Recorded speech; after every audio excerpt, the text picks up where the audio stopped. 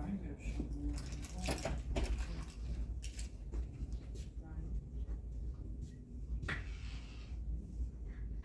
Guess we need Brian to say what's coming.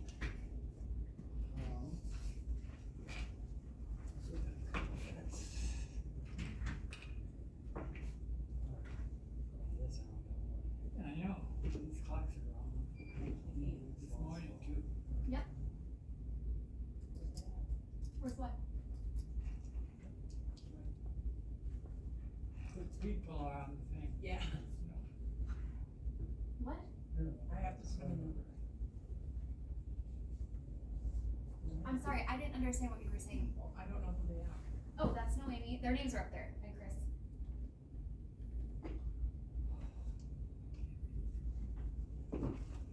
Hi, we're with Baker Tilly. Wait a minute. That helps.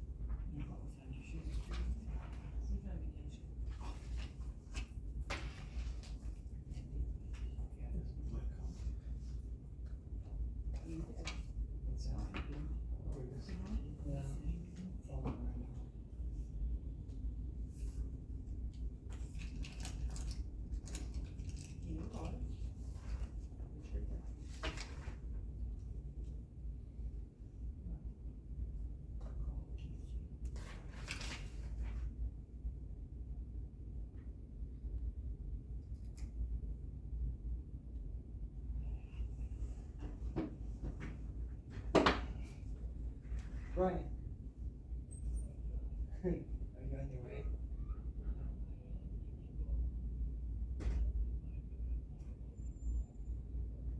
Alright, sounds good, thanks, Ryan. You're good, thanks. Bye. We're gonna get a little late start here, Brian, about 2 blocks out or so. That's what I thought. On his way.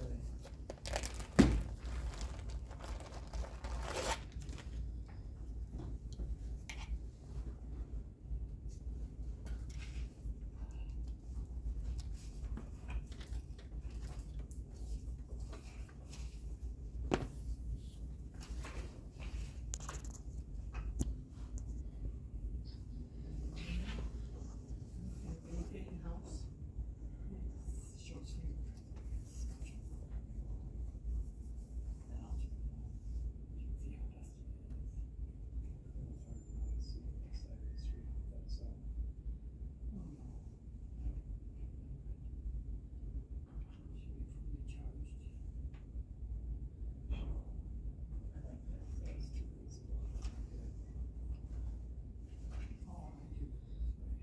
I do that too.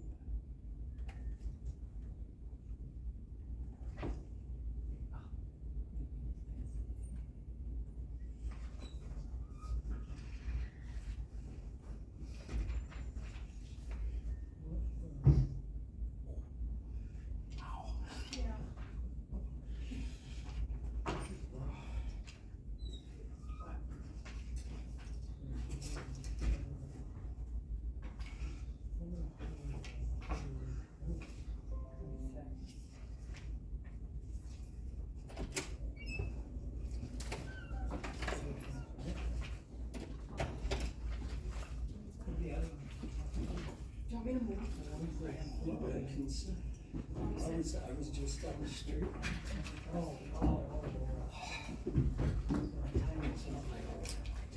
I hear you. Yeah.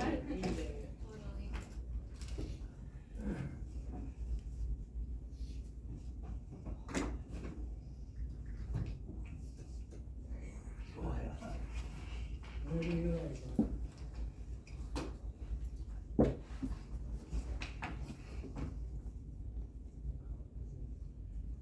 You good to go, Brian? Mm-hmm. We're gonna call finance to order. At 3:02. 3:03, 3:02, give or take. Approval of the minutes for January 22nd and January 28th. I'll move to approve. Motion by Mr. Coggins, is there a second? I'll second it. Second by Mr. Ludwig. All in favor, say aye. Aye. Aye, opposed, same sign. Public comment limited to 3 minutes per person with a maximum public comment of 30 minutes on agenda items only. Public comment. Public comment. None being heard, public comment is closed. Reports, treasurer's report, which includes report of bank balances and tax due processing. So these balances are as of January 31st. We had a couple CDs matured, and the one CD, we got the same exact rate as we were getting before. They didn't change it for us, so that's really, I was kind of pleasantly surprised on that. And then there is another CD that had matured here at the beginning of February, and the interest rate is a little bit lower, but it's still pretty good for the times we're in.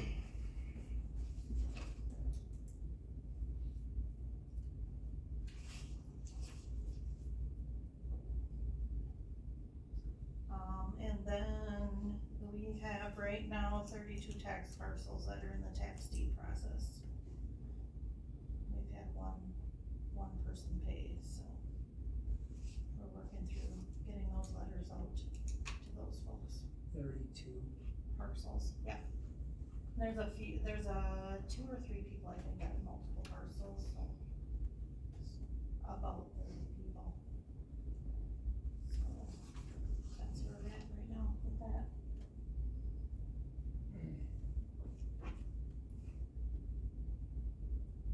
They're just vacant land, I'm assuming? The No, parcels? some have, residents, it's residents and vacant land. And then later in the agenda, we do need to have in the minutes about opening a new account for, a new account that we need to, for a grant that we're getting, so. But you guys will address that later. Alright, any other questions? Anybody have any questions? None? Discussion possible motion, litigation over the previous ambulance billing company. Obviously, Rich, we don't have anything on that, do we? I don't think so. My notes say that you were gonna talk to him. Did you talk to him? Are we supposed to talk to him? That's what my notes say, chair to discuss with court counsel. Well, I guess I'll have to talk to him for the Or I next can one. talk to him, that's fine. It's just, I don't remember getting that memo, but okay, that's fine. Well, either one of us will have to talk to him and we'll touch on it next one. So, if I drop the ball, I drop the ball. It happens. Alright. So we don't need closed session, correct?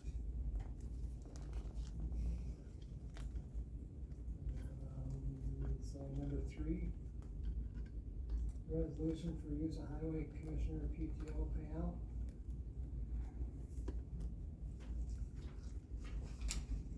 Who's gonna run with that? Justin, do you wanna start? Yeah.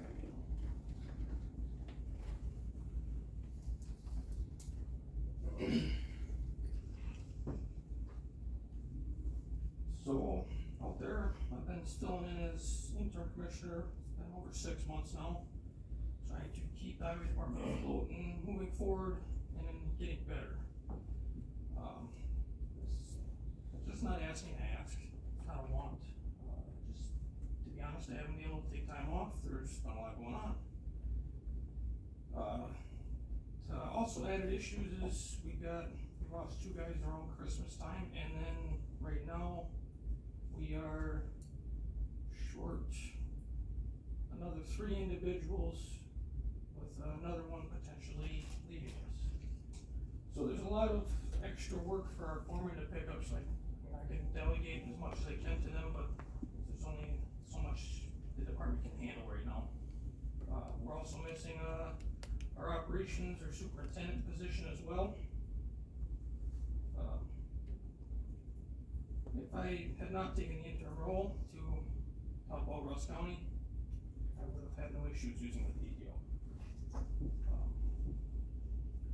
I guess the way I see it, and I hope you individuals see it, is I hope I don't get, I don't feel as if I should be penalized to help out and try to move forward with the department. I mean, the highway department's got a lot of responsibilities. There's roadways, snow, culverts, drainage. There's a lot of responsibilities that need to keep moving forward.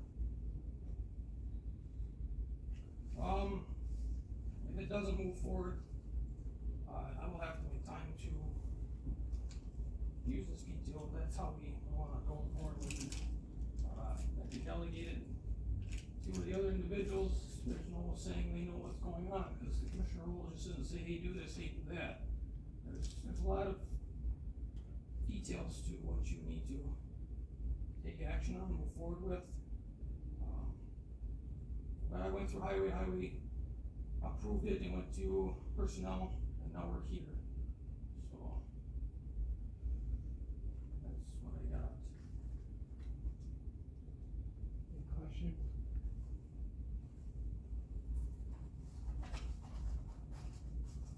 So you're not able to take any vacation time right now? If I did it, it kinda set us back. At least every Monday, we got, current professional services, health and highway department out. If not once a month, twice a month, I got other meetings to attend to, on top of, everybody's got emails to deal with. But just trying to catch up, because we're far behind. Certainly could take a couple days off here and there, probably for now, but it's not good for us being,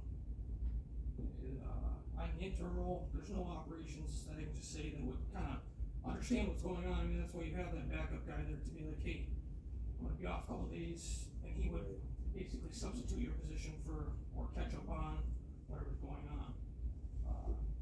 You know, like I said, the three foremen we got, we're short 5 guys right now, 6 guys actually technically. This week we went down another individual. So, you know, they're trying to pick up the slack of the crew. So that's where we're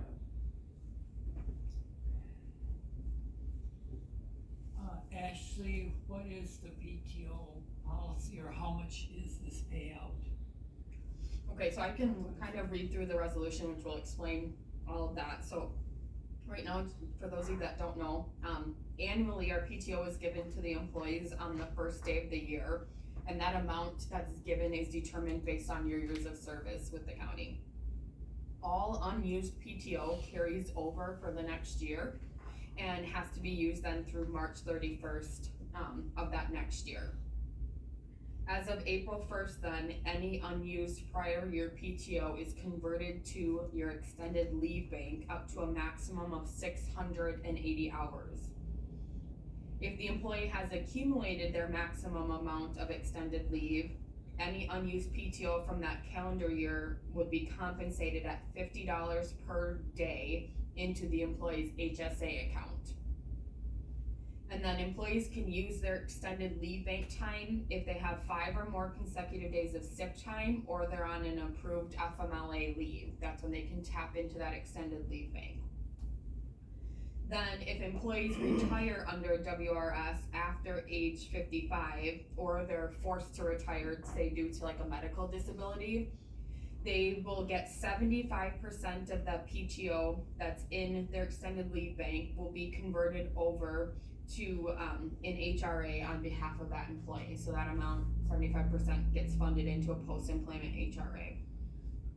So right now, the highway committee did recommend the use of the payout up to 153 hours. Then when it went to personnel though, personnel did knock that down to 100 hours. So 100 of PTO and the rest to roll over to that extended leave. So if you are going to pay that out, So obviously, when the PTO was dumped last January 1st, Justin was the shop foreman. And then changed over to the commissioner, so I'm not sure, neither one of the committees talked about what they're paying that out as, but obviously if he were to use PTO right now, it would be at that interim commissioner rate. So if you paid out 100 hours of PTO, it would be $4,287.85 at the commissioner, at that interim commissioner rate. And at the foreman rate, it'd be $3,194.61. And that's with, benefits, so you're probably got in your work comp. Is included in. the Yeah, policy. WRS isn't, but you don't count that towards WRS for PTO payout.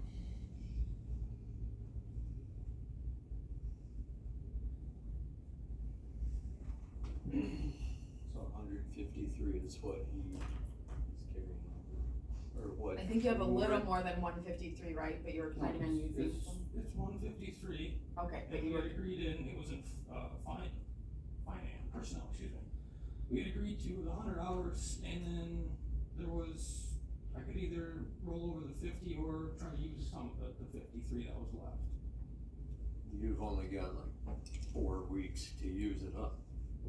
Yeah. Right? yeah, through March 31st. Mhm.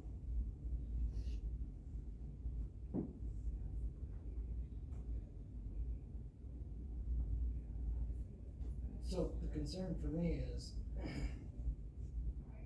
and I've been in all these discussions already, and after thinking about this a little differently, when we open this door, how many other people are gonna be standing outside the door? Even though this is a unique situation, that's not the way that's gonna be looked upon with everybody else. Well, I think it is a unique situation. I agree. And that's what's gotta be the case. I mean, if somebody just, because, who's not in a unique circumstance like this, Do we have any other unique situations like this that we I know can there's speak of? 3 other people that are already planning to bring it forward, and all their situations, not to undermine Justin's situation, but are gonna be the same thing. One of the other ones, was filling in as an interim manager as well for many months and felt they couldn't take PTO. There's another manager that came forward that doesn't have anybody below them, so they already feel like they can't take off now the way it is, and so they're coming forward. And then a third individual is coming forward because her counterpart, so it's more of a frontline employee, but there's only 2 of them that do that position, and that other position was vacant for about 6 months. So, and with the state deadlines they have for that position, she wasn't taking off because couldn't meet the state deadline. So, I mean, I know of 3 other individuals. I know 2 of them for sure requested to be on agendas coming up. So while, yes, it is a unique situation, we have that happen quite. And then we also have a lot of our managers that are managers right now anyway that feel they can't take off, and if they do, they just get called all day anyway, so they end up putting then time on their time card. And then have a lot of PTO they're rolling over every year. Because the same reason, they might not be short-staffed, but they're in that position where when they're gone, constantly get calls. So, it's a slippery slope. Yeah, and I guess nothing against you, Justin, or anything like that, but why do we even have a policy then if we're gonna be making exceptions? No matter what the reason is. I mean, I know of one individual who's going to request it, who's already lost PTO time because they simply couldn't take it off. And, we have a policy, but, we make exceptions for it, so it's so loosey-goosey, then why do we have the policy? No, nothing against. No, that's fine. The only thing I guess, you have a policy, isn't the reason to have the policy to have these discussions like this for you guys, that's why we ask, you have a policy to have a discussion. And these funds would come right out of the regular payroll for highway department.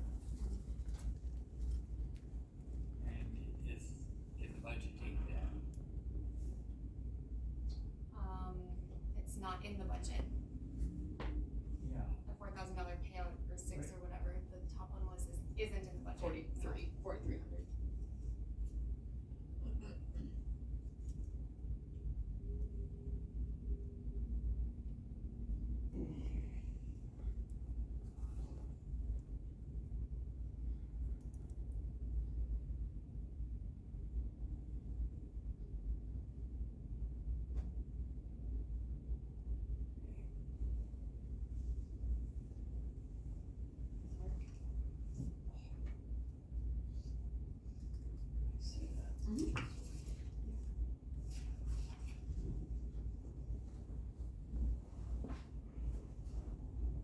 I mean, when you start making a bunch of exceptions, and the rule just falls apart, or I mean, your policy just falls apart. Again, And I think, well, we've probably done it before though, right? Not Not since since I've been here. Oh, okay, hasn't paid out PTO. Only per policy when someone terms. Yeah, right, that's different. yeah, it's normal since I've been here, or either since you've been here. We've never done that. Yeah. I've never heard anything come through. If we start, I mean, again, nothing is new, Jesse, but there's others in the same position who are going to come forward. You said you know of 3, I know of 1. And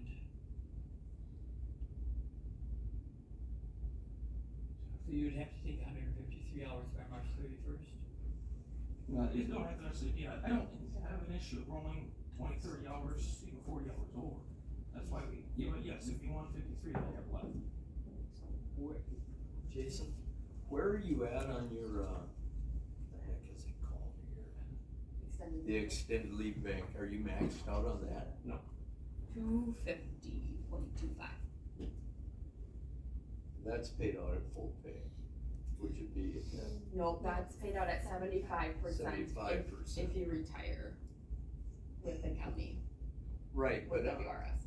but that's used if, heaven forbid, you broke your leg Yes. snowmobiling or something, and you were off for. Yep. Then it pays out at 100%. Mhm. That's what I mean, it's Yes. like a short-term / long-term disability. Yes, exactly. Okay. Yeah, say something, yeah. So, I realize that it kind of puts us in a bad spot, so what I'm wondering is that, what if you change the policy? You can't do that here, that goes back to personnel, I would guess. Yep. County board. And then Well, it and would up to start the county. and then I'll up. start at personnel, but I mean, that would be another way to approach it. Change Make it it how? more easily for these people that cannot, use their PTO time within the constraints of the policy if we moved it out. Like say instead of March, make it June or something, of the year, so that, they could, That has been done for people. so that, it would give them a longer time to use it, in other words, so they wouldn't lose it necessarily, but they could use it, they've earned it, they could use it that way. And, we wouldn't have these issues with other people coming forward. If, like, so, for example, if Justin's request was granted, then like these other 4 people that would come forward, that wouldn't be an issue, because they would have, a longer time to take advantage of using the PTO. Granted, I mean, we'd have to go out to personnel, I imagine, to make a revision of the policy, and then we'd have to go back to the board. But this might be a way, to make everybody happy, and it wouldn't necessarily have a fiscal impact. A negative fiscal impact. What's your train of thoughts on that?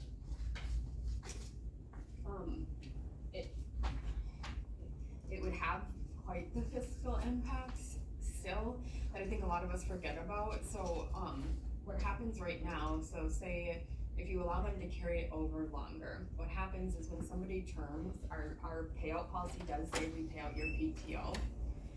So anybody who's terming in between January, right now, January and March, is essentially gonna get paid out all of their PTO that they carried over from last year and all of their PTO that just got dumped on January 1st. And I was just doing some rough math in my office a little bit ago.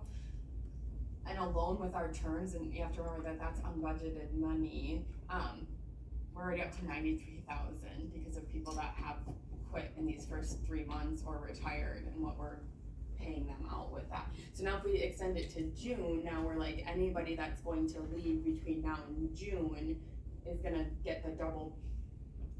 They're gonna have a lot higher PTO bank to cash out when they leave employment. And that they get cashed out as long as they leave in good standing. And good standing means you give a good notice or appropriate notice per our handbook, then you get paid out that PTO. So that's where your financial liability can come in, is in that aspect if you change the policy. The only other thing with changing is I think we're just moving the problem a little bit, cause I think you're still gonna have the problem then, because they're gonna get dumped their new PTO in January, so now they're gonna have both sets and they're not gonna be able to use all that now, that we might just be carrying over the problem, but, You could change it so that vacation doesn't jump in January though. You could make it where, like where I work, so many years you have so many weeks of vacation. However, you earn it as you go during the year. I can run at a deficit, but if I leave and my balance is at a deficit, I've gotta pay that back. So, I mean, it doesn't inhibit my planning vacations during the year at all. In my case, I'm not allowed to roll anything over, but if you have it set up that way, it's way easier to roll stuff over, and it's just another way to look at it. But I mean, it doesn't have to be dumped right away at the beginning of the year. That takes away that liability. I think if you move the deadline, say to June 30th, it's the famous old phrase, kicking the can down the road. You're not solving the problem. And then people will say, oh, well, I can wait until then. Well, you get then what happens? It's not, I don't know. Either you have a policy or you don't. Alright, I guess either we entertain a motion to approve or disapprove. Well, I'm not quite. So which one of these was recommended from personnel? so personnel recommended 100 hours of PTO and to roll the remaining to extended leave. So right now he has 153 from last year, and highway said, okay, we'll pay you out all of that. Personnel said, we'll pay you out 100 and you can roll over the rest.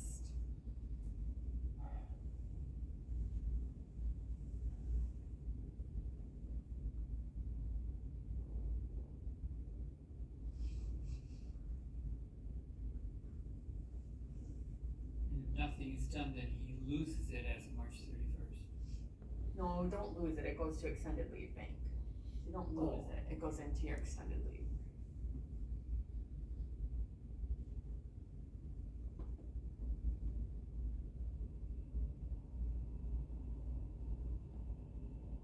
Which essentially, if you wanna get picky about, that's kind of the exception to the policy. The policy is you use it by March 31st, and if you don't, here's what happens, it goes into your extended leave. You don't lose it.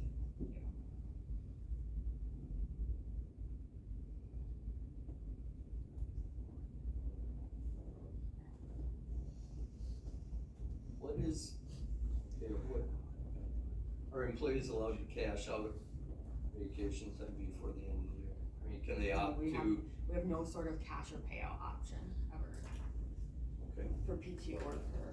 okay. We don't allow a week or, okay. And this, since it's not a budget, would have to come out of contingency. What we will, it will just be trued up probably at the end of Yeah, the budget year with the transfer from the general fund to cover that. or contingency, well. Same Right, difference. yeah. It'll probably be a general fund transfer, yeah.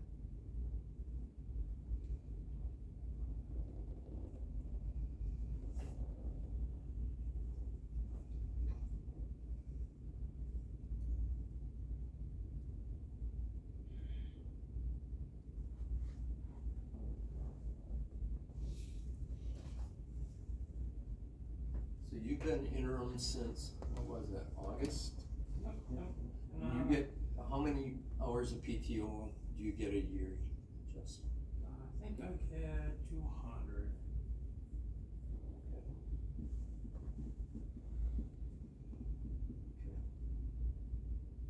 So you'd only used up 40 some anyway before you became the interim. Doctor's appointments is what I've had to go to. But, I mean, you hadn't taken a vacation before. All of last year coming into, Well, prior I to. used some of my rollover stuff. Oh, sure, Yeah, I had used some of my rollover stuff in between January and March. okay. Yeah, and I mean, since he has an amount in his extended leave, the 250, clearly there's been years where he hasn't used it all and it's gone to extended leave. That's why you have a balance in your extended leave. Because at some point you didn't use it all. Yeah, and I intend on rolling 20 to 30 hours to build that bank over time. I mean, if I continue to stay here, and which I have no So you other get that reason not to, I will build it over, say, the next 30 years. So if I dump a bunch in there and I run into this issue, I can't put it in there. That's true. Then you get it to the HSA. Right, So it's $50 but, does, because we do have, some people that are maxed at 680 extended leave. So then they get every day, they get $50 into their HSA account. right, Up into that max, because that's right, a max for your HSA.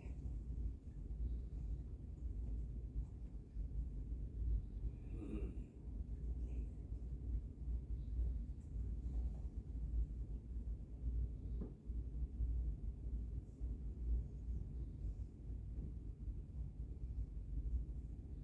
So if you rolled 53 hours, if we were to pay you out 100, how many of those 53 hours would you realistically be able to take before March 31st?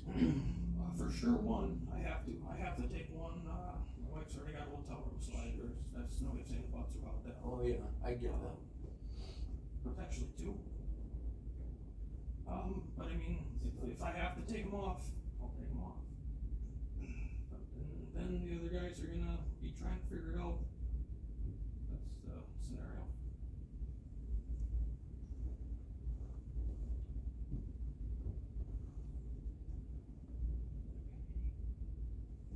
And that we have a consultant that's in here. Oh, yeah, Baker Tilly is up on this. No, on, The highway. the highway Oh, department. yeah, Bill Curran, yep. Yes. He's not here. And I will be here any days he's here. I will be here. But I mean, he can't, you couldn't be gone while he was there? He doesn't come in and manage anything except for he assists. We work on, while we're in the middle of, we let out bids, we got some more bids to let out this next month.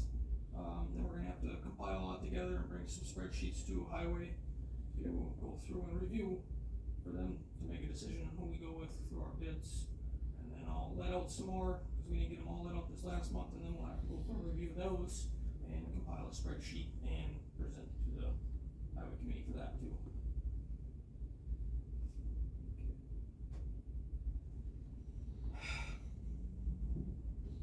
I don't know what the right answer is. Whatever we do here, we've gotta be able to repeat it if we've got other people coming forward.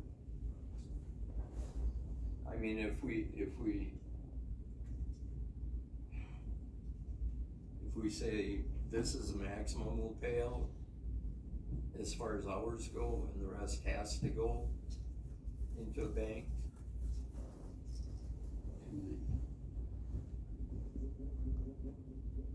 And you're setting a maximum for every person.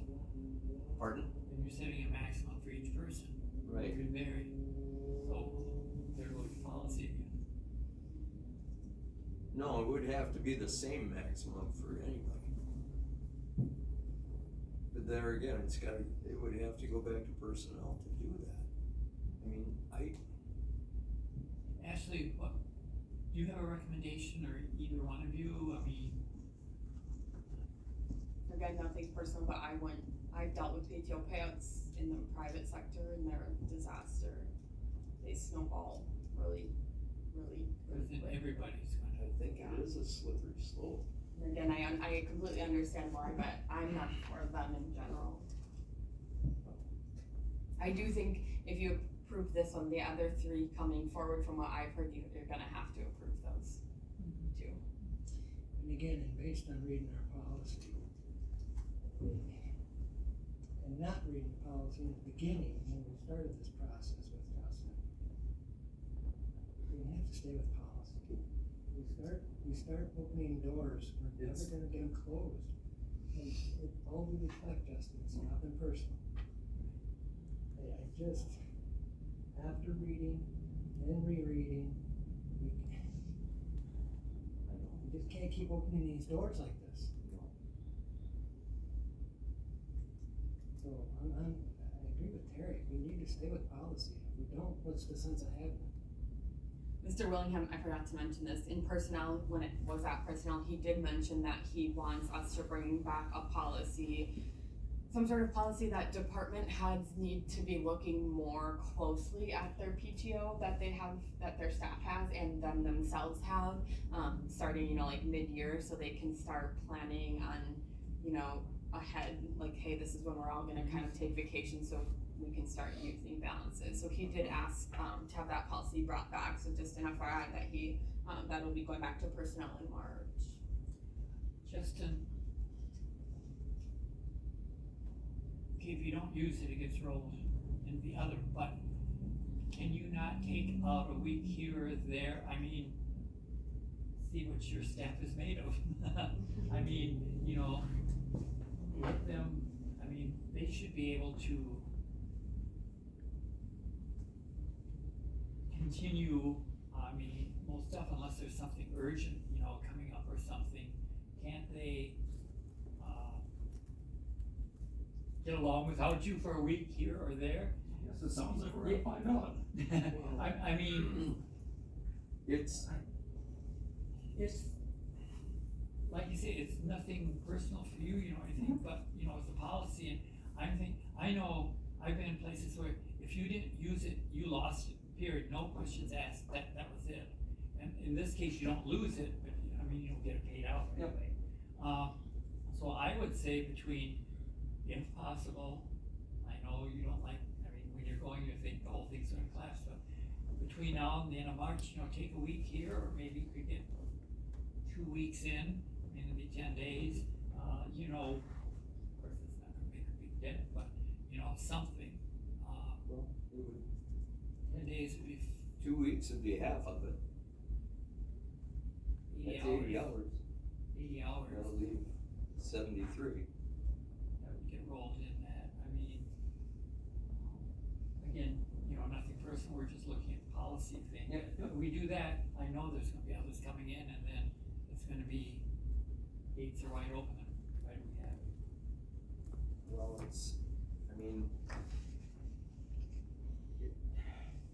your situation really isn't much different than people in roles, at least in the private sector. The role I have right now, roles I've had in the past, where I don't have a backup for everything that I do. And when I take vacation, I come back and I've got 2 weeks worth of work to do rather than the 1 week. You work twice as hard for a week and a half to get caught up. I'm sure that's pretty similar for you two. Yes. So you just took off one. And, it doesn't sound great, but that's the reality of it. So, Is it possible in your mind thinking, this is the middle of February, toward the end,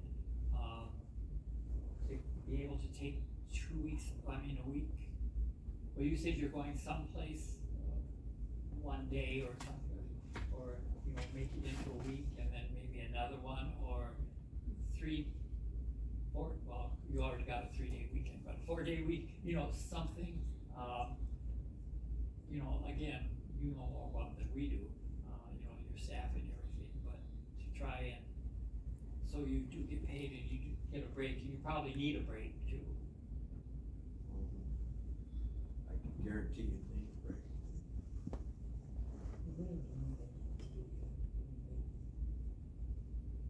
We just, If you did do that, make sure you turn your phone off. Otherwise it'll just be like being at work. We left at, highway department. Yeah.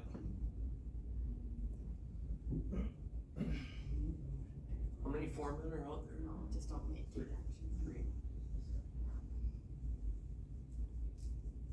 well, I would delegate before you get off. No. I had it ready, but I didn't have it in the packet, oh, okay, so do we, but I don't think you need to make a motion.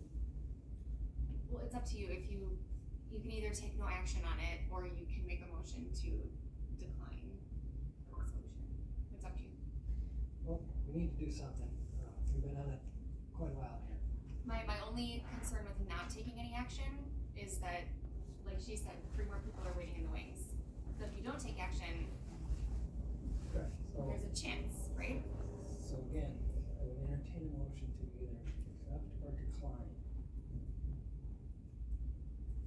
I move that we decline this resolution.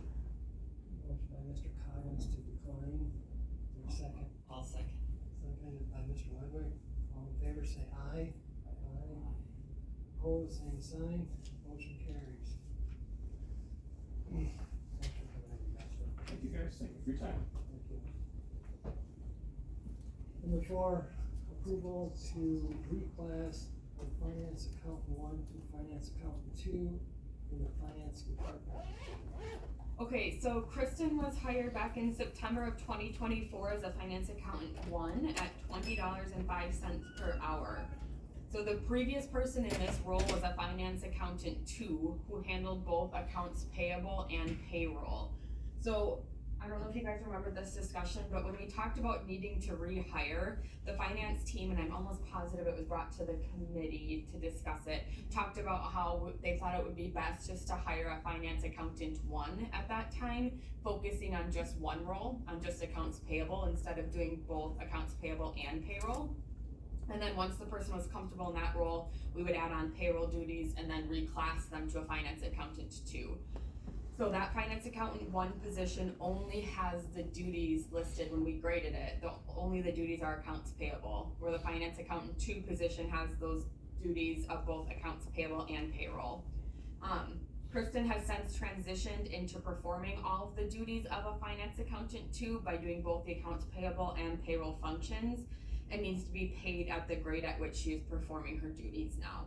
So with that, we are asking to reclassify Kristen from a finance accountant 1 to a finance accountant 2. We would place her on step 1, so just the starting wage of the finance accountant 2 position, which is $22.14. There would be no financial impact to the budget because the position in the 2025 budget was actually still budgeted for the prior finance accountant 2, which she was even at a higher wage of that $22.14. So there would not be any financial impact on that. I did bring this here first since it's her oversight, so it'd have to go back to personnel, or to personnel and then to the full board would be the next step. Where's she at now? 2005, she's at step 1 of the finance accountant 1, and she would be moved to still staying at step 1 of the finance accountant 2. Okay. So not asking for any higher steps or. No physical impact. What? No impact. well, there is, you're saving. There is, but it's You're budgeted. saving money. Right. Yeah, cause it's in the budget as the prior finance accountant 2, but she was a couple dollars higher than $22.14 even. Oh, so now she's saving $2. Yeah, Okay. and my HR mind, we really don't have a choice because now she is doing the duties of a totally, a different position. Right. Doing payroll right now. Yeah, she did it all by herself. obviously the director's gone and our assistant's on vacation, so. Alright, I entertain a motion to move the finance account 1 to finance account 2. Is there a motion? I'll make the motion to reclass finance account 1 to finance account 2. Motion by Mr. Ludwig, I'll second that. second by Mr. Coggins, all in favor, say aye. Aye. Opposed, same sign. Motion carries. And forward to personnel. Forward to personnel, yes. Number 5, resolution, adopt the change to finance procedure manual chapter 9 regarding purchases made by IT department.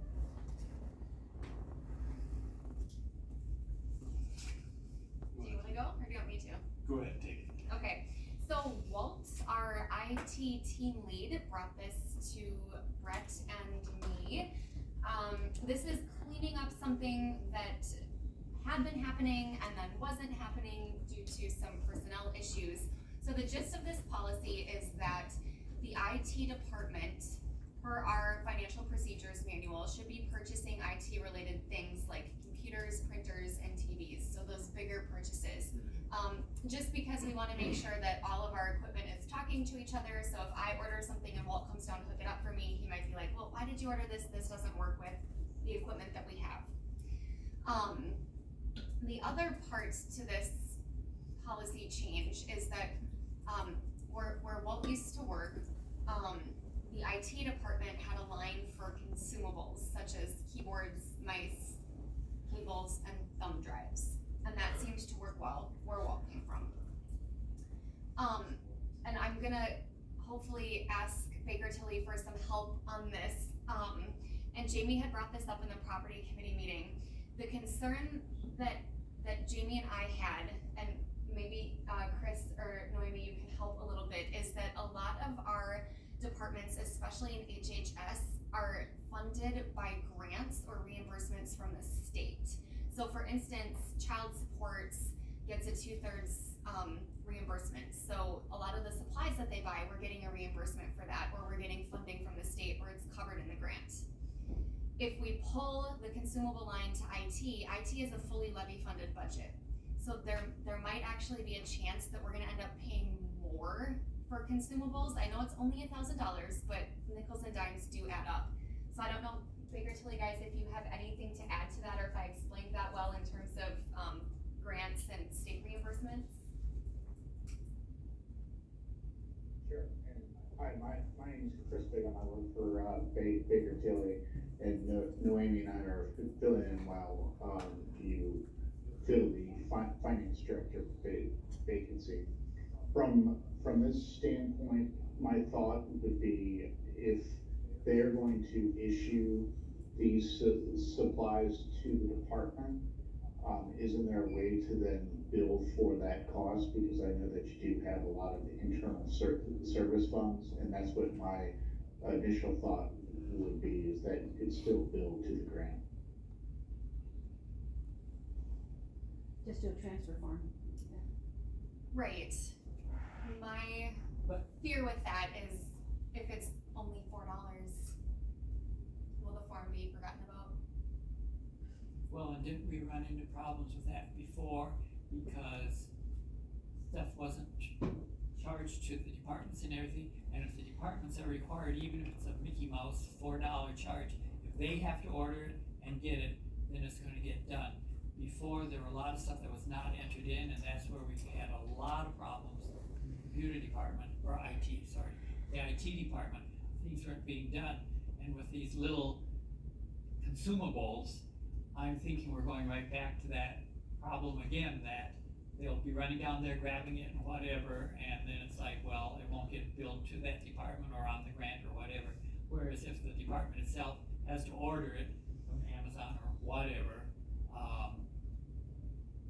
then they will have to put it on the budget line when they order it and, do all that stuff. Why can't they be responsible for their own stuff? That's how it is now. Okay. Yep, and all the other fear with that is we're running with 2 people in our IT department, so if we start making them fill out these transfer forms, that's gonna bog them down in paperwork too. Right, so is the objective to just leave them do their own thing? Right, so if my mouse stops working, I'm gonna have to order that on Amazon, and for the day, I'm gonna have to use my laptop pad, I won't be able to use my That'll mouse. come out of your account, your budget, based on Right. the fact you ordered it, not, like Terry just said, and you're correct, Terry, because this was an issue where IT was ordering stuff for other departments, Mhm. and then pretty soon we had a $30,000 bill that he or she never billed out to the proper departments, so. So that's where this form comes in for the bigger purchases. So like I said, computers, TVs, monitors, bigger things like that should be running through our IT department, just so we don't order something that's not gonna work and then we have to ship it back and things like that. So that's where this IT purchase request form comes in.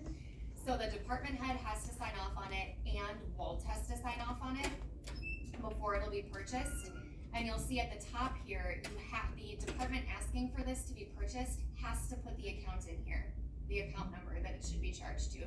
So if it is, I'm just picking on child support, but if it is child support, they're gonna have to put that account in there.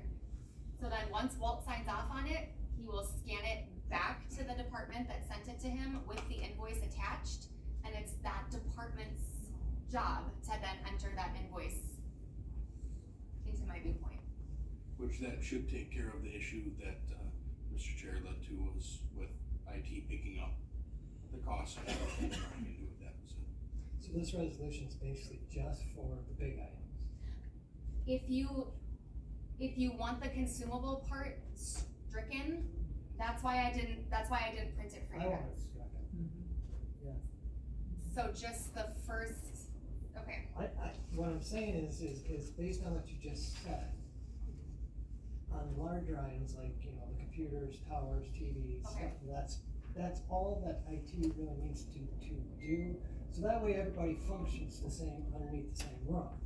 As far as all the other garbage that goes with it, the departments can take care of. IT does not have to order batteries, mouses, and all that garbage. Does that make sense? okay, so what it is changed to from there is now it says IT related purchases, computers, printers, TVs, etc. are to be purchased through the IT department.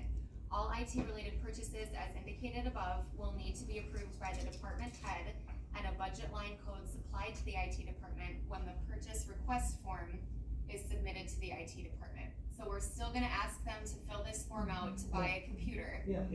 but now we've removed, the IT department is not responsible for mice, keyboards, flash drives. Consumable. Individual departments still need to be doing that for themselves. Consumables. Okay, got it. So if you're okay with that, I'll print it for you to sign then, if you're okay with it. I'm good with it, everybody else? You need a motion, And is that going to county Okay. board? With the change. does that go to county board? Yeah, Ashley said yes, right? Yep, it's a resolution, so yeah, it has to go Okay, through. I'll make the motion to, or approve the resolution to change, well, this is to change the financial procedure manual, the IT thing for the major equipment and the consumables are each department's. And by having to fill out the form to begin with, they'll have to know whether it's in their budget or not to begin with, they'll have to check that right away. We just have to approve the resolution. You want all that in your motion? No, No, No. it's just approving the we resolution. should approve the resolution, as long as it's taken out the consumables. So We you're might repeat. approving the resolution with the changes being pulled out, or stricken, correct? Well, No, She's gonna take it out, and she's gonna do it with all of that, so she's just gonna, she's gonna redo it. I'll Okay. have, Okay. I'm printing Okay, it for you right now. so you'll just approve the base on what we just talked about, The, the yep, new one. what I read aloud. Okay. That's the one you're approving. I'm making Motion by Mr. Wedwick, I will second. seconded by Mr. Coggins, all in favor say aye. Aye. Aye. Opposed, same sign, motion carries. That was a lot. Number 6, our finance, where is she? Is she up here? Huh? I can cover this one, Mr. Chair, if you want me to. Okay. Open a new non-interest bearing account at CCF titled CDBG PLNG, say that three times. So block grant funds cannot earn interest? Correct. So this is the award letter that we received. We did receive the $50,000 for the CDBG planning grant to update our comprehensive plan. There are like 13 things that we need to do before they will actually cut the check. And number 9 is what this agenda item is for. And currently we don't have any non-interest bearing accounts. So we would not be in compliance. So Missy emailed me back and she said, okay, I'll just need permission to open a non-interest bearing account at CCF titled CDBG PLNG. And I think I have to put that wording in there. What's that? I have to put the wording in there too, I believe. Okay. Cause she emailed that to me, so. Okay. I'll make the motion to approve opening the non-interest bearing account at CCF titled CDBG-LNG. Motion by Mr. Wydwick, I'll second that motion. seconded by Mr. Coggins, all in favor, say aye. Aye, opposed, same sign, motion carries. I only said it once, I wasn't saying it twice. Number 7, reverse tax refund in unclaimed funds to pay delinquent taxes. I don't either. I have to go get Michelle. I'll be right back. Oh, okay.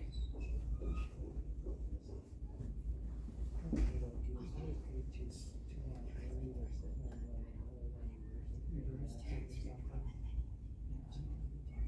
Pay delinquent tax. We have overpaid for property taxes. Already have it. Even to the mortgage company or escrow company. But that's not this. No, this is like.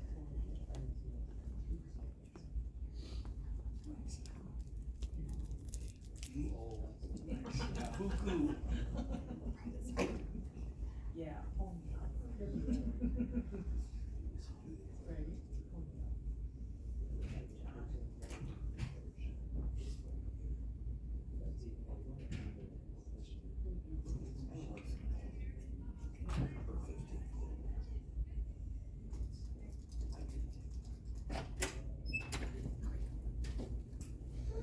Okay. So the floor is yours. So we have a taxpayer that was behind 3 years in taxes and she paid $6,500 and to pay her in full and for the year going forward. We can't take money for something that isn't there. So we wrote a refund check to her to pay back her money that she paid in advance, and now she hasn't paid taxes since. So now she's 2 years behind. And so we see her on the unclaimed funds and we're like, why are we giving her a refund for her property taxes when she owes property taxes? Which is probably why she didn't cash the check. So we just wanna take that money back and use it against her property taxes. Have we voided the check? That's our intent, yes. Or Stop payment time. That's what you're asking to do, right? Yes. Does she know this? No. How much is old that? is the check? So it was, she wrote it in 2022, It's not a valid check anymore. it's in the unclaimed fund, so if they want their money, they have to call, and then we send process in a new AP check written. But she hasn't done that. How much is in the fund? I think it's like $1,300 that she has, and she owes like $2,600. So it brings it a little closer. It will be enough almost to pay her 2023's.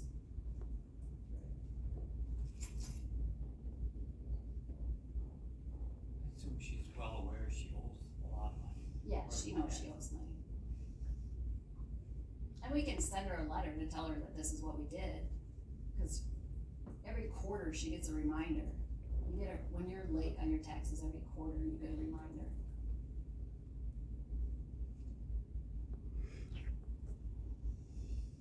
Any other questions? As far as what we need to do here? And it's on the agenda because when I went to Jeannie about it, she said she would want it to come through your deal approved. And Rich was okay with it, so you Yeah. mentioned that too, yep. Yep, Rich had to go, it had to go to Rich, from Jamie to Rich, to Ashley, to here. So you want the motion pretty much like it's laid out on paper? Ash? Yes, yep, so it's clear. So, entertain a motion for reverse tax refund and unclaimed funds to pay delinquent taxes. I will make that motion.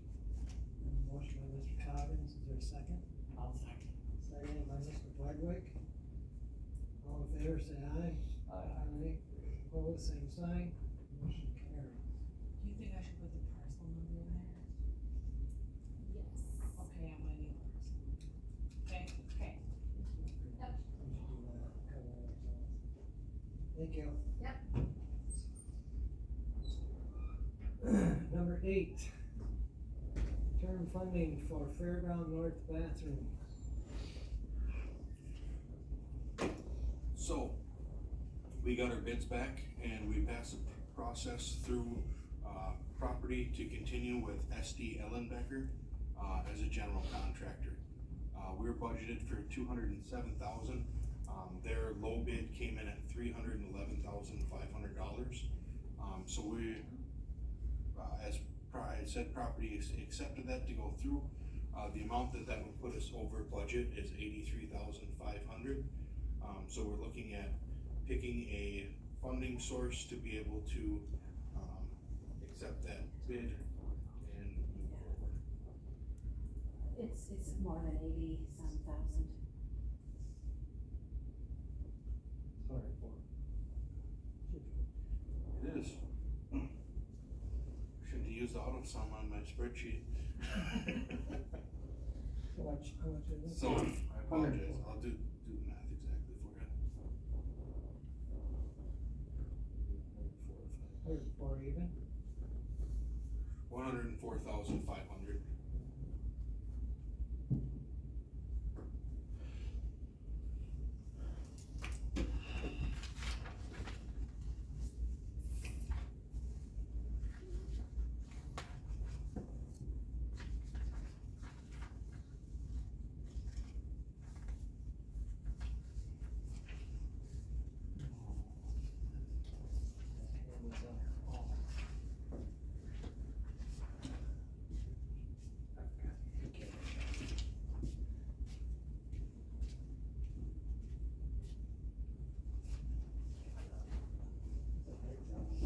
So, Shar, do you wanna jump in with that breakdown?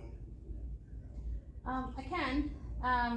So what you're looking at is, a list of all fairgrounds projects back to 2021. There's been some misconception that $1.4 million have been spent at the fairgrounds, and that is absolutely not true.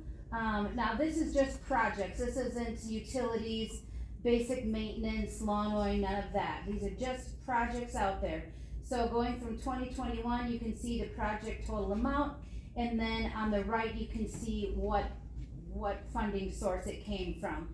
So for all of the projects, done at the fairgrounds, a total of $429,032.31 has been spent out of ARPA. $35,000 has been spent out of LADCAP. The fairgrounds budget, $27,359.35. The fair has put in $80,795.84, and livestock, $15,350. So this is just to put an end of the falsities that are going around, the projects that have been, done. And, the second page of that is I was asked about fairgrounds revenue, so I went back 10 years. Back in 2015, you have 3 different columns there. You have camping, contracts, that's for the buildings, that are not owned by the county, but they're on county property. For example, FFA, the North End Community Club that used to be JC's, and the Ladysmith Lions. They each pay every year to have their building on fairgrounds property. That's what the contracts, line is. And then user fees. Now, we don't charge a lot of people that use the fairgrounds, because most of the groups out there are 100% youth. So 4-H, things of that nature where it's just kids, doesn't get charged. So there usually was only a few people that I would charge, which would be the circus, dairy breakfast.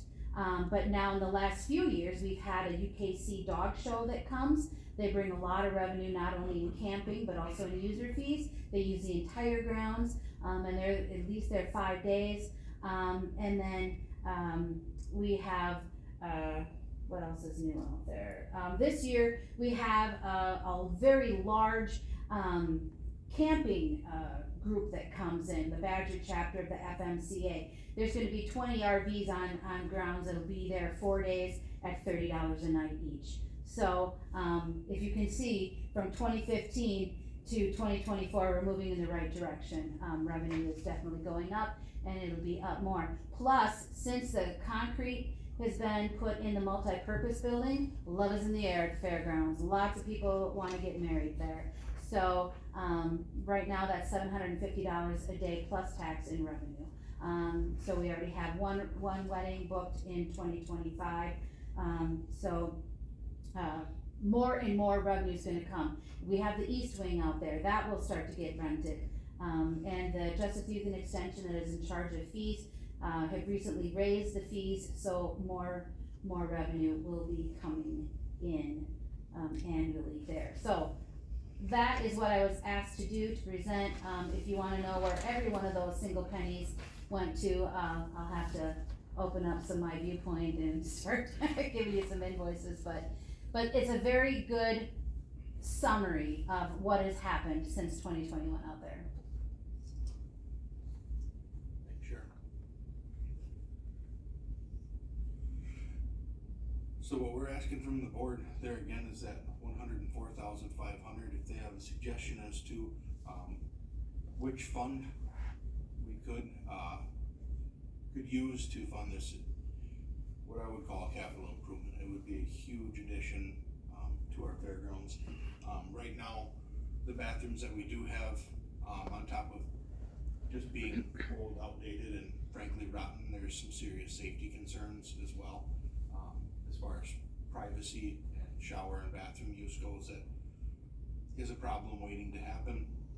Already almost was a serious problem as this last fair, and we wanna get that taken care of as well, so that if people are on our grounds, they're safe on top of being comfortable.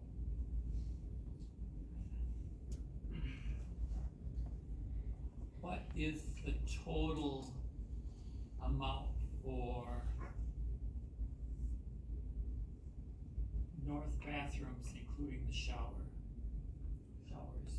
The bid that we have right now from SD Ellenbecker is $311,500.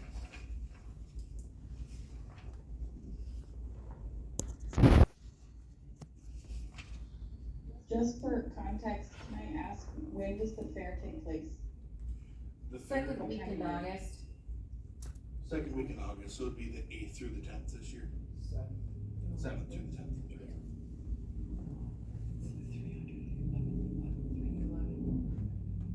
Are you wondering, And Terry, the- why it's more than property? Well, I'm sorry, she was asking a question, I think. Did you guys, budget for the repairs or in this fiscal year 25 originally? No, There- Yeah, Yes. some is budgeted. There's some money budgeted. some, but that's why they're, 207,000. but that's why they're asking for 105. Got it, okay. $104,500. That part, Yeah.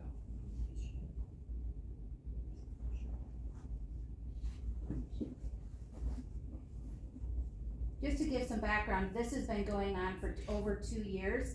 It's been passed back and forth from committee after committee. Finance is like, go try to get stick built when we have state approved plans for concrete. We have researched pods, we've researched all sorts of things.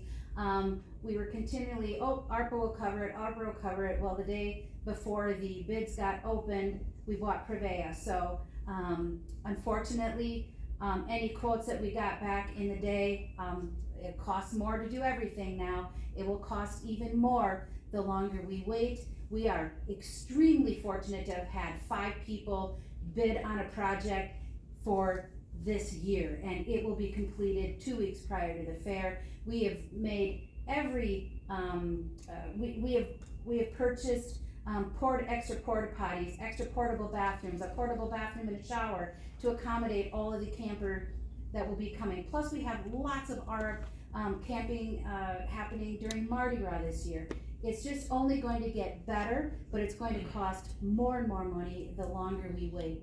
This is far more than we ever thought that this would cost, but the longer you wait, I mean, it's the nature of everything right now. Everything's gonna cost more. And I would like to add as well too, that with every contractor, a bid is only good for 30 days. And the closer you get to construction season, the higher the cost of everything gets. So pushing it off is not gonna save us anymore. Until after March 1, you're gonna really be screwed.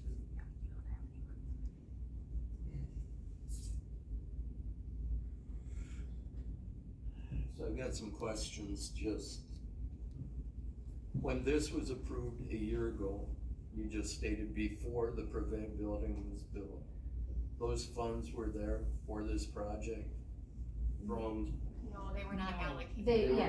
They were continually, oh, we'll do it, but then never allocated, and okay.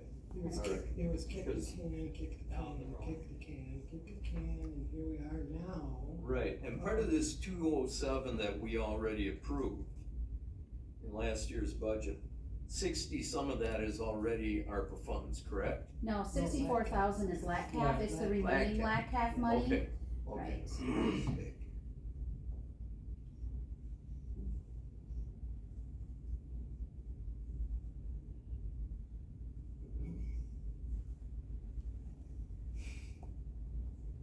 I agree that I think the bathrooms need to be done. I really wonder about the showers, cause this is, I guess the problem is, when you have a project, you should have the funding determined and everything, and not kick it from committee to committee and say, okay, dump it on finance, let them figure out where the money's coming from. When you have a project or something, you should have the funding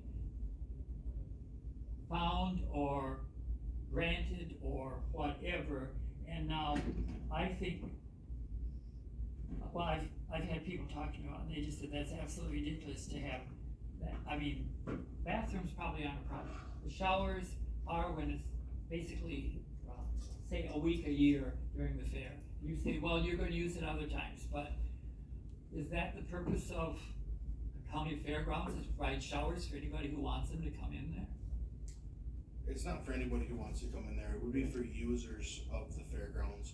Right. You know, a facility like that only adds value Yeah, but to the fairgrounds. most campgrounds, do they provide showers? Yeah, Well, absolutely. depends on what kind of campground it is. 90% of the campgrounds. No, most campgrounds do. None of our county campgrounds do. What? None of our county campgrounds do. Ours don't. No, Yeah. those are, Yeah, But most of them do.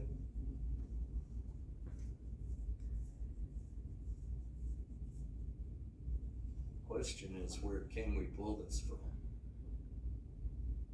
We got to,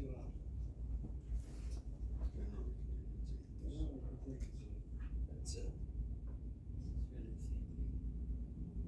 yeah, I know, but I'm not the one that made the party.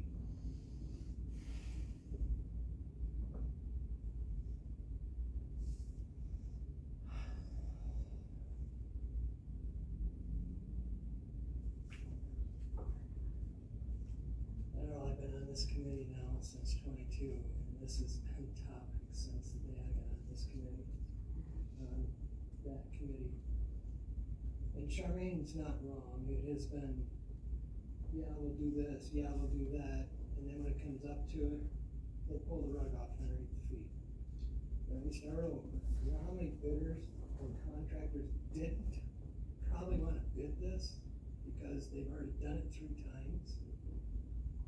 So now here we are again, looking at the same thing, but now it's $104,000 later. Not my fault. And if you wait after March 1st, you know, Brian, as well as I do, everything's gonna go skyrocketing. Do I like it? No. But I can tell you firsthand, my wife wife sat down in them toilets in there, and it is absolutely disgusting when she gets her knee, she just had replaced on the damn door, and then has to open up the door to pull her pants out. That's ridiculous, and I'm not lying. It's that bad. I wasn't It's aware of that bad. To get changed in the shower, you have no privacy. None. You're in the open. And the wall that holds between the men's and the women's, I could walk right through it on a good pace. When I say the building it's in disrepair, it's past needing repairs, and it's ready to go down. And that's putting it nice. Paying attention one direction, so it's not, you know. We Alright. will lose, some camping groups if we do not Oh, I have believe showers. that, We are getting more and more, so it's only gonna get better. right. You know, I heard from Rice Lake, fairground, all over there, they would love to have this property, Our property. our property. He said Oh, I know that. they would love to have their hands on it because it's one of the best properties around. Well, we do this and it's gonna be good for a long time. Oh, yeah, 50 years or better. It's not you're not gonna make a return on this in a shortfall. This is a longevity thing. I think the people in Rusk County will hopefully understand that. It's gonna benefit them and the grandkids and beyond, and not be an issue again. I mean, if you probably look at building this building 10 years down the road, what do you think it's really gonna be?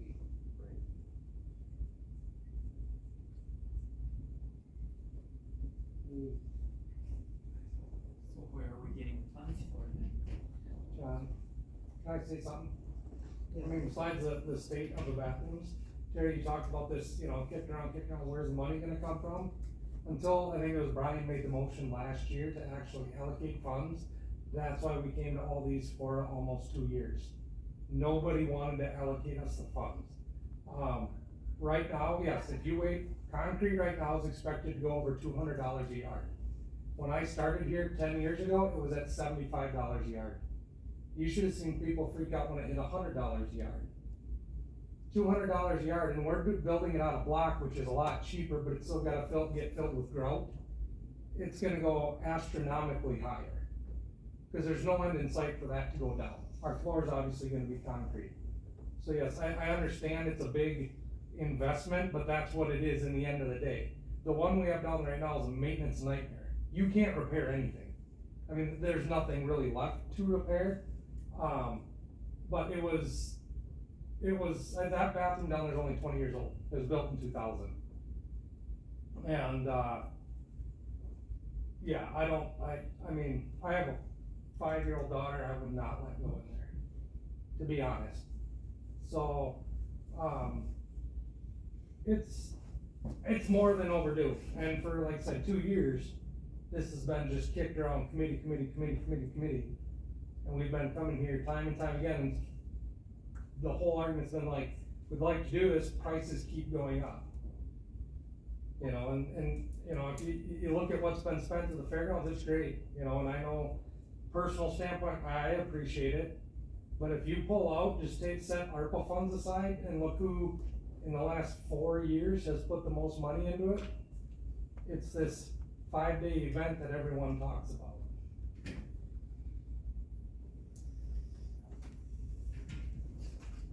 What do you got in contingency? 300,000.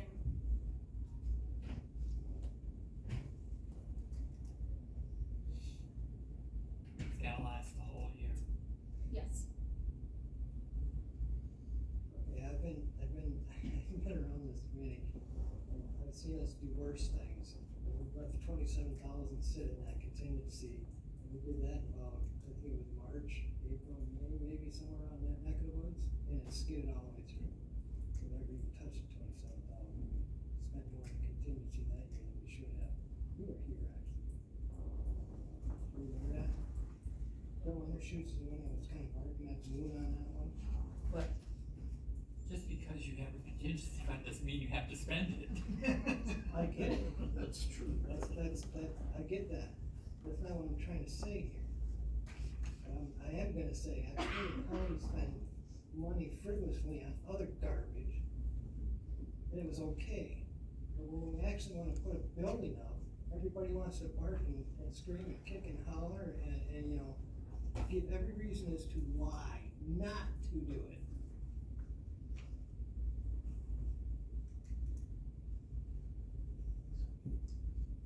How much is in our fund balance? Which fund balance? General fund? The general fund. That was in Missy's report. It's about 20 million. 20. Is that total or is that unallocated or allocated? Mr. Chair, the last I saw, I think it was about 16 million of uncommitted. I don't think that includes fiscal 24. But yeah, there's about 16 million. I'm gonna make a motion. I'm gonna move that we allocate $50,000 out of our contingency fund and $54,500 out of our general fund balance to put towards the bathrooms so that we can accept the bid from SD Ellenbecker of $311,500. I have a motion by Mr. Coggins to pull 50,000 out of contingency and 54,000 out of general. 54,500. 54,500 out of general fund. Put towards the 311,500 SCD Ellenbecker. Ellenbecker for the fairground bathrooms. Is there a second? I'll second. All in favor, say aye. Aye. Aye. Opposed? No. No, motion carries. Okay, did you want me to write the resolutions now, so you guys can all sign them, or are you okay with me writing them tomorrow, and one of you can sign them? Both of those need a resolution, both of those need to be approved by county board, Be two both of them. separate. Yep, because for, all general fund transfers need to be approved by the county board at a 2/3 vote. Yep. And then, since the contingency transfer will be over 10% of the original approved amount, that will also need to go to the full board. So, it's up to you, if I write them now, honestly, we don't have much left, I will not be able to finish them by the time the meeting adjourns. Are you okay if I write them tomorrow, I can email them all to you? Yeah. Okay. I'm fine with that. Okay.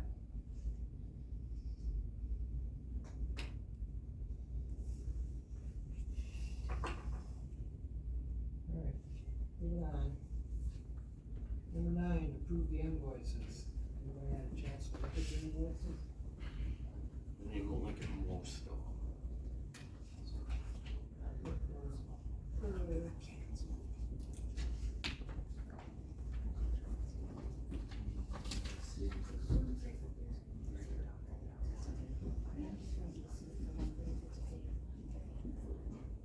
Do you guys want to get the other resolution signed by them at the same time? Or we can just pass this one around now if you want, because Jim and Phil won't sign it because they weren't here. Already, I don't have them written. Oh, okay. Mm-hmm. Thanks, Ashley. Ashley, did you throw that one in there? That I Yes, gave you? yours is in there, yep. Thank you. Thank you very much. Thank you, Sherman.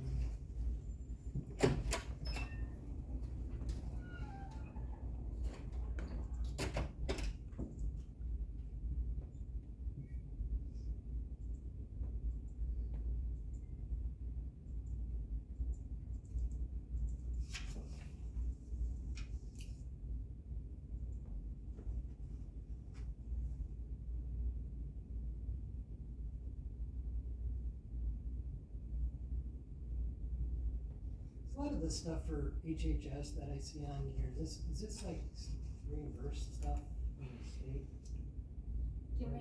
Give me an example, I'll look it up for you.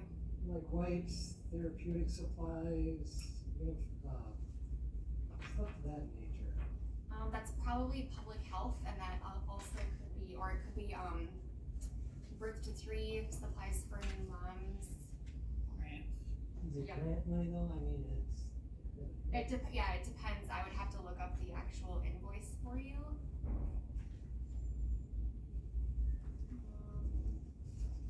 it's just crazy the amount of money we spend on that stuff.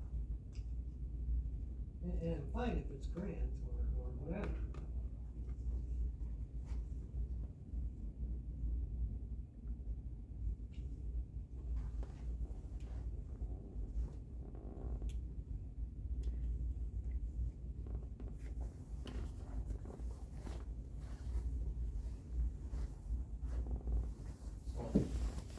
I was wondering about, there are multiple entries for inmate games, and,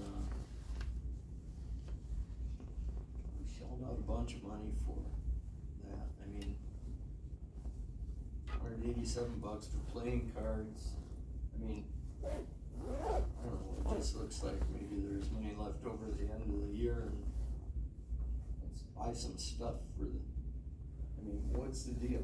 Can you give me like an invoice number for one of them? Yeah, 113-6005-104-6. Okay, I don't have a record, Chris and Noemi, from my standpoint, I don't have a record for that. Are you guys able to pull that in Excel? Who's the vendor brand? Amazon. And the GL account, it just says accounts receivable general. Yeah, and that's for those 3 invoices were paid out of the general fund. Cause it's Fund 1 under there. Yeah, and I see 6 different invoices here, I think there were 8. Oh, yeah, there's some up top too, I see the. Yeah, there's 2 more, they're not inmate games, it was inmate playing cards, inmate chess and checkers. And then the other ones were just inmate games. $203, 12 something, 96, 218, 268, 363. That all comes out of general fund? Or sheriff's fund? Yeah, it comes out of this year's budget, which is funded by the. Hang on, I'm looking. I mean, that's a lot of board games or whatever for over $1,000. Easy, over $1,000. 2, 4, 5, 6, 7, you're 7, 8. Yeah, you're just right shy of a grand.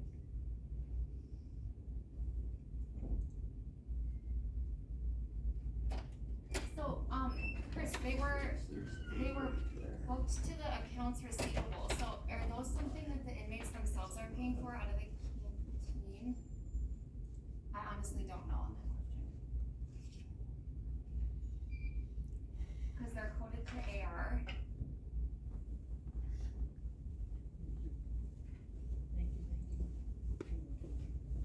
Right, that's what I'm hearing. It's possible that some of these get reimbursed either by the state or federal funds. We can look into that for the next meeting. Yeah, because there's also a fund for the inmates, correct? Yes. Yes. Yeah, and so my guess is that they charge it to the general fund, but as Noemi said, that we could look into that process. Okay.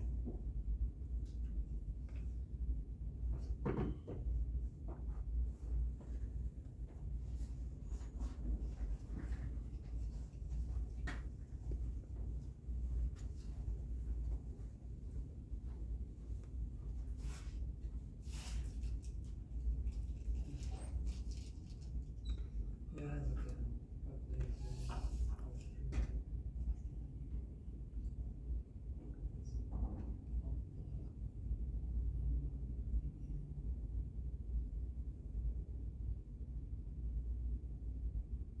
question I had is, with the sheriff resigning in about 2 months,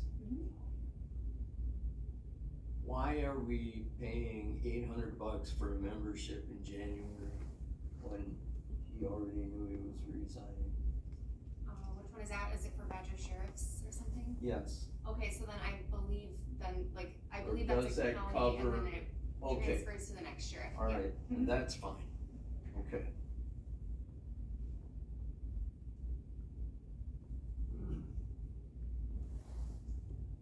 When did we start? Let's see, we got what, January one held out of housing? Or Barron? Yeah, I think they had one in Barron. Yeah, it looked like it was only one inmate for Yep. the month that was Yeah. coming. Not anymore. Right.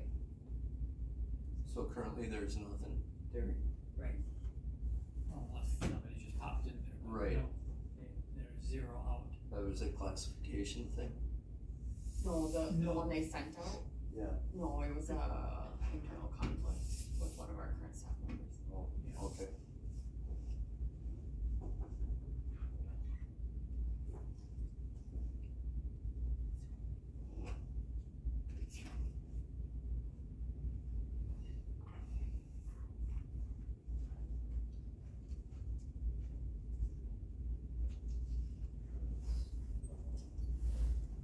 That was all I had. 5 years? Some of these things, when they have, accounts receivable, I'm like, why is it charged accounts receivable? Reasonable smart. Self-explanatory. I found some more playing cards, Bob Parker Company, inmate playing cards, Yeah, that was the, 87. you know,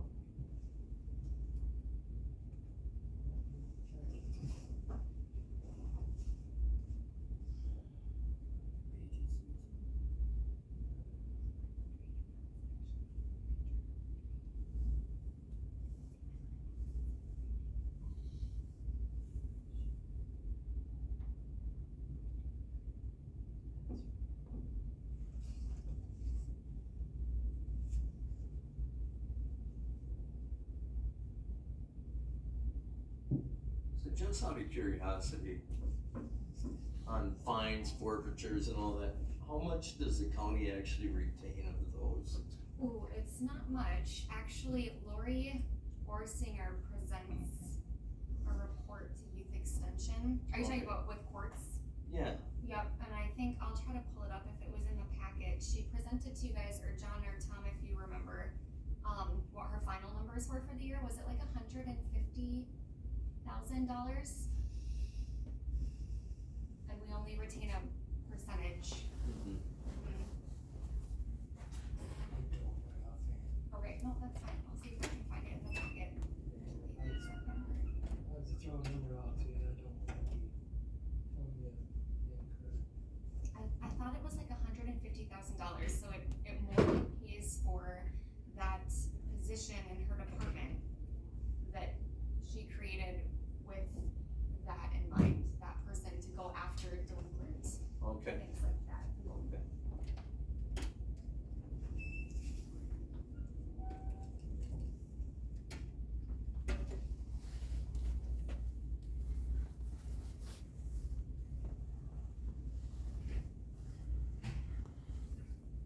How many people did they send to Kalahari? I mean, there's a ton of people.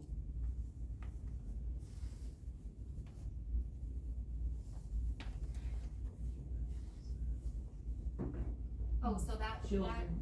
that is reimbursable, I believe, through CLTS. All of that should be reimbursable. There's pages of them. Yep. For autism. Yep. The autism conference.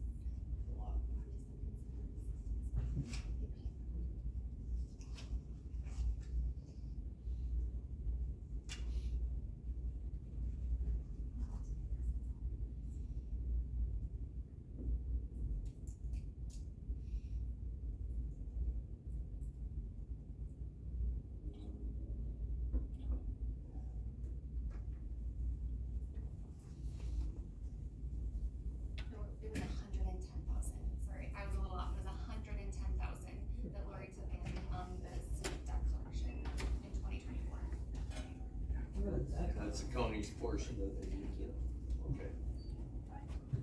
Not that far. Not that far. Sometimes I remember. 7:05.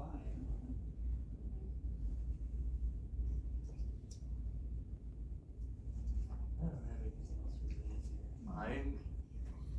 I move we approve the payment reports. Motion by Mr. Coggins to, pay the bills, Second. seconded by Mr. Ludwig, all in favor say aye. Aye. Opposed, same sign, motion carries. Out of county travel, clerk to Wisconsin Elections Commission's conference in Wausau.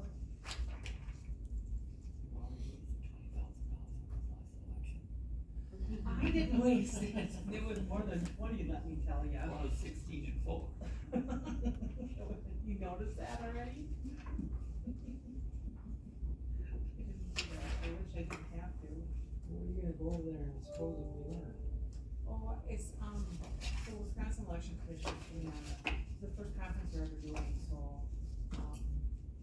it has to do with the, first vote stuff, and I'd kinda like to go to get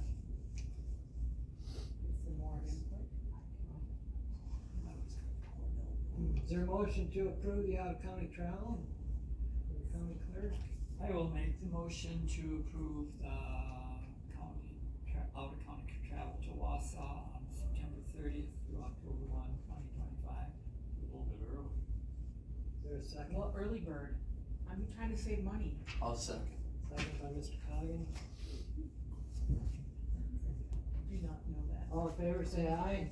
Aye. Aye, opposed, same sign, motion carries. Thank you. Reports, administrative coordinator report, update from personnel committee, joint management items, ad hoc, construction committee, updates on hospital and nursing, home site, update on 1101, 1201, Lake Avenue property, update. We need some. Okay, well, yeah, you'll find out, yeah. Okay, so from personnel, a tentative agreement has been reached with the jail dispatch bargaining unit. We need another meeting for some housekeeping items before we will have something to send to the board to ratify. We're also hoping that we can get the patrol deputies back to the table and avoid arbitration, mediation, but HR is still working that with our attorney. Also, the committee at their last meeting approved to fill 12 open positions throughout the county. For joint management, the Enterprise Center needs a new boiler, so the facilities manager is bringing an RFP for the next meeting. That boiler was not budgeted for in 2025. All revenues are in for 2024. We had one delinquent who did pay up. Preliminary numbers show about $50,000 will be returned to the mining fund. For ad hoc construction, CUNY met with the highway department on Monday. They have another internal meeting, I believe, tomorrow, and the next ad hoc meeting is set for the 24th. And then I do have an update on all of those other properties that Mr. Caleb had mentioned. Would you say it's tomorrow? It's What's that? tomorrow? CUNY is meeting, they are doing a follow-up meeting with Justin. Remember, they were gonna meet with them At the highway tomorrow, right? at the no, I think it's a virtual meeting. Oh, okay. Yeah, And we've got a meeting on Monday. yes. Yeah. Okay, so then here's just, I thought this would be easier to show this to you guys rather than go through everything. So, we have 3 county-owned properties that are, like incurring revenue. Well, which part do you want zoomed in The on? bottom, I can't see the numbers. Come up Like here, I down can here? say. There, Okay. there's the 2 properties. Okay, so, obviously we have a triple net with Oak Leaf, so we will not have expenses for that outside of our portion of the taxes that we will owe for 2024. Which Michelle and I are squaring away right now. Revenues, they pay $11,035 every month, so obviously they're current. The Gateway building is what's over here on Minor Avenue. And you can see that we had a few expenses hit pretty early in the year there, so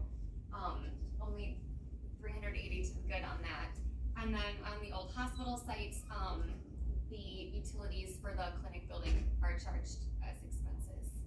So, unless we get a tenant in that 20,000 square feet, we'll just be, be taking a loss on that clinic building. Let's see, expense, $128. Yep, I think that was just one bill so far. I think it was a We Energies bill. For January? I think so, yep. Yeah, it's gonna take more than that for last year. Depends if you leave the water on. Swimming pool water.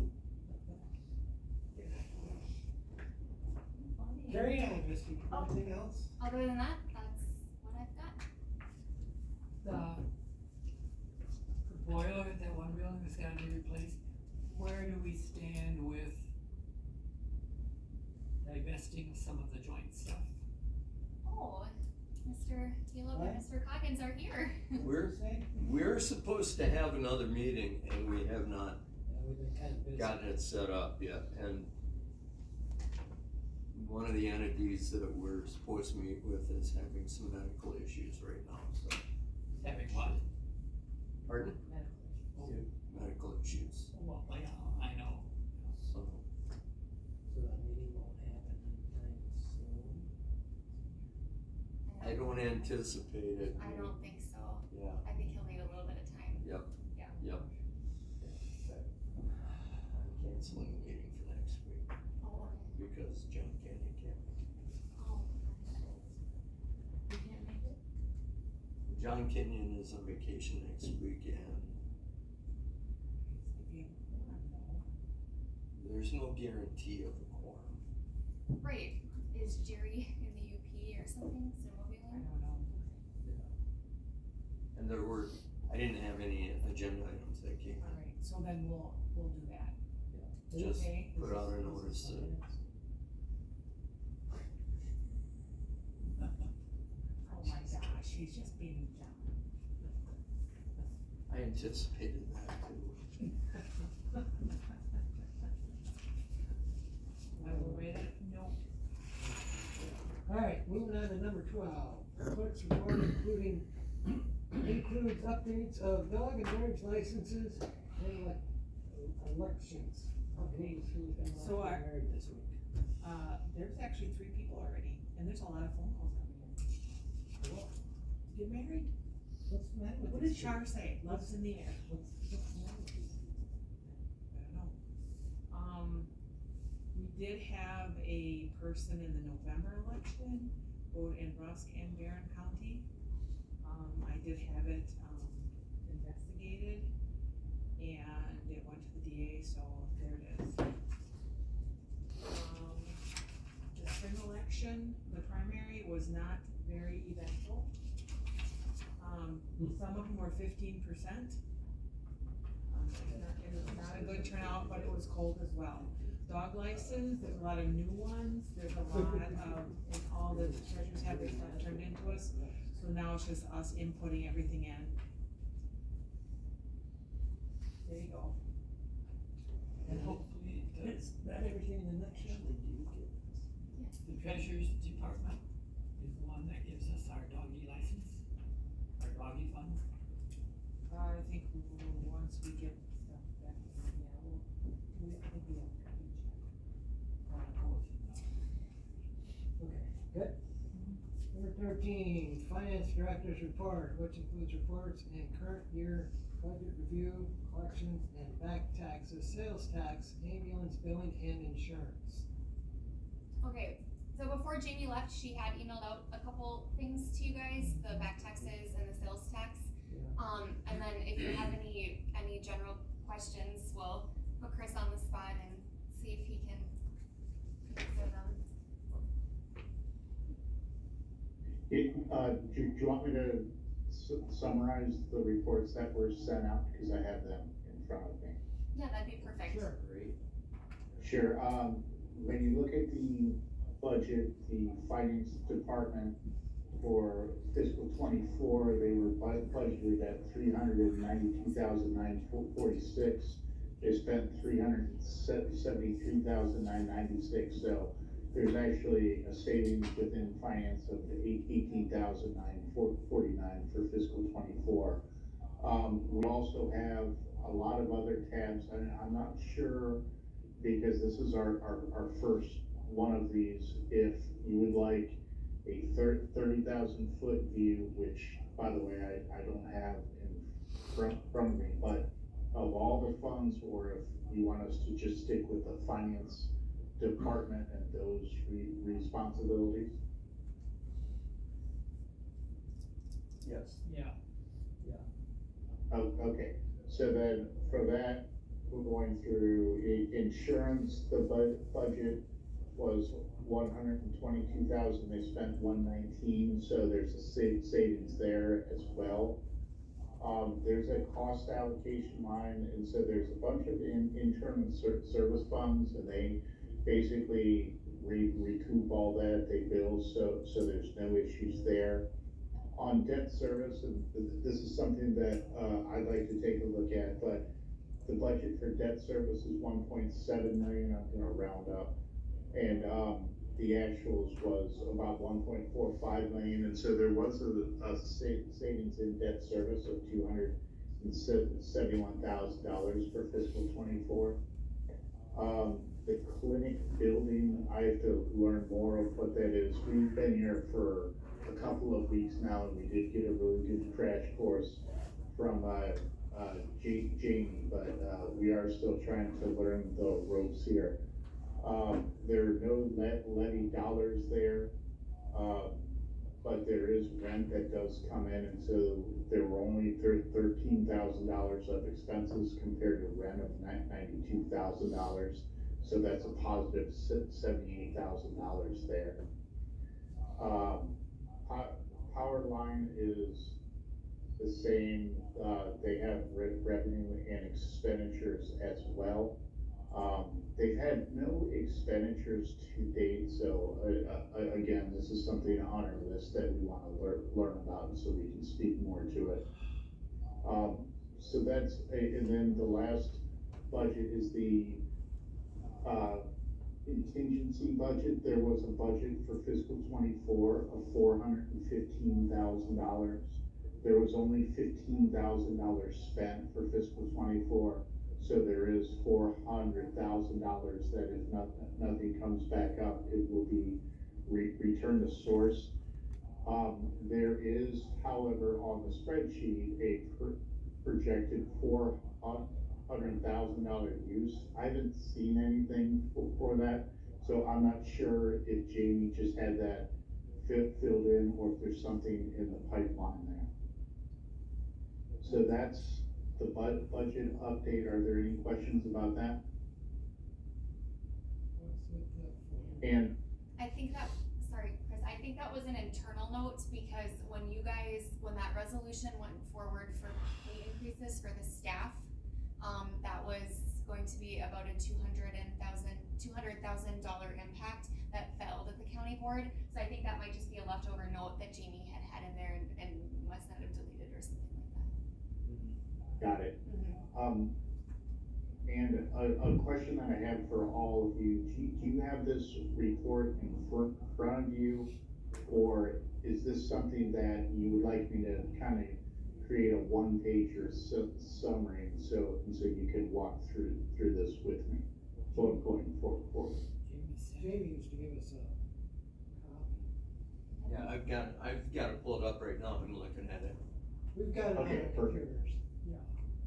Okay, great. I just wanna make sure, because we're not there, and it's kinda, as we go through this for the first time, I wanna make sure that we're on the same page as well, and we're all looking at the same thing.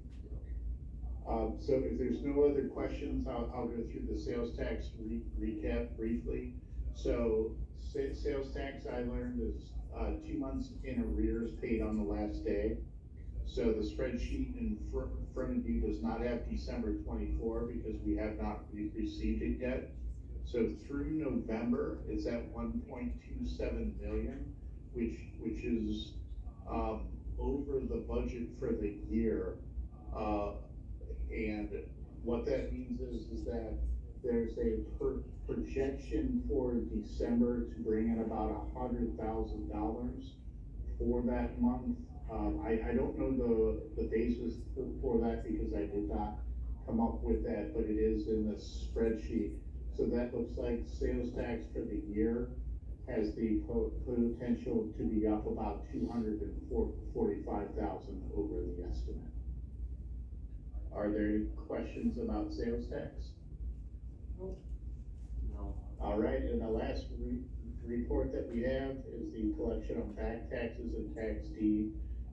We do have a number through January, it's 34,279. If you look at the previous Januaries for the last couple of years, that is a little behind, so I'll make sure to check with staff to see if we're up to date on that. But we do through December, we had $449,729, which was up over 23. And you see the unpaid tax amount, it drops significantly from 2019 to 2020. So I have some questions for staff about that, and it's gone down every year. So I think that's a good thing, because I think those are taxes that we're trying to collect. So are there any questions about that?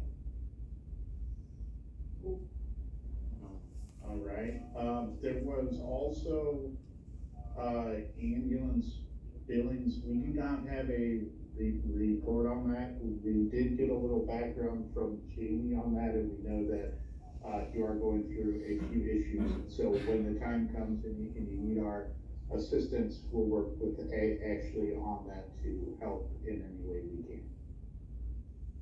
And insurance, I went through that budget tab already, so I don't have anything else to report on that at this time. All right, anybody got any questions? I do not. None, Terry? Well, I think that's on that, let's see, thank you. Thank you. Next meeting date? 20th. Is the 20th of March?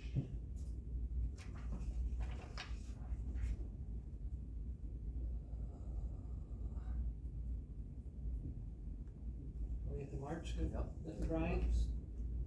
At 3 p.m. again? Yeah. Hopefully it's not as busy a day at work as today was. If you feel like, if you're gonna run late or something, just shoot me a text or something. I had something come up like at 2:30 that was just. And I'm good with it, I'm fine. If you think you're gonna run a little late or something, just let me know. Yep. And I can reprogram here. All right, is there anything else? If not, I'm gonna entertain a motion to adjourn. Motion by Mr. Wedwick to adjourn, second. I second.